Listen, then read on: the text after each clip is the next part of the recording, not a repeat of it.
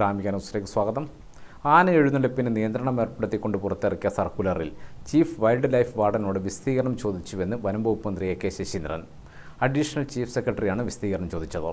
അപ്രായോഗിക നിർദ്ദേശങ്ങൾ ഉൾപ്പെടുത്തിയത് വീഴ്ചയാണെന്നും മന്ത്രി കണ്ണൂരിൽ മാധ്യമങ്ങളോട് പറഞ്ഞു. തൃശൂർ പൂരം ഭംഗിയായി നടക്കും. കോടതിയിൽ പുതുക്കി സത്യവാങ്മൂലം സമർപ്പിച്ചുവെന്നും ചിലർ സമൂഹമാധ്യമങ്ങളിലൂടെ തെറ്റായ പ്രചാരണം നടത്തിയെന്നും മന്ത്രി കണ്ണൂരിൽ മാധ്യമങ്ങളോട് പറഞ്ഞു.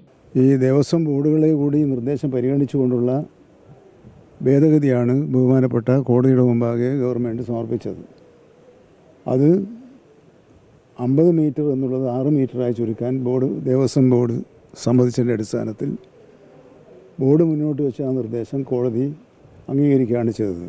ഞങ്ങൾ നേരത്തെ അറിയിച്ചതുപോലെ തൃശ്ശൂർ പൂരം പൂർവാധികം ഭംഗിയായി നടക്കുന്ന സാഹചര്യമാണ് സംജാതമായിട്ടുള്ളത്.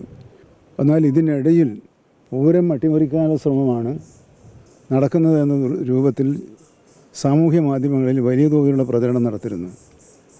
അത് മുതലെടുപ്പ് രാഷ്ട്രീയത്തിൻ്റെ ഭാഗമായി സംഭവിച്ചിട്ടുള്ളതാണ്. അത്തരം കുത്സിത ശ്രമങ്ങളെ പരാജയപ്പെടുത്തുകയാണ് ഈ വിധിയിലൂടെ സാധിച്ചിട്ടുള്ളത്. ജനങ്ങളിൽ തെറ്റിദ്ധാരണ പകർത്തി വിഭാഗതയുണ്ടാക്കാനുള്ള ശ്രമങ്ങളിൽ നിന്നും ഇത്തരത്തിലുള്ള ആളുകൾ പിൻവാങ്ങണമെന്നാണ് ഞങ്ങൾക്കെല്ലാം വിനീതമായി അഭ്യർത്ഥിക്കാനുള്ളത്.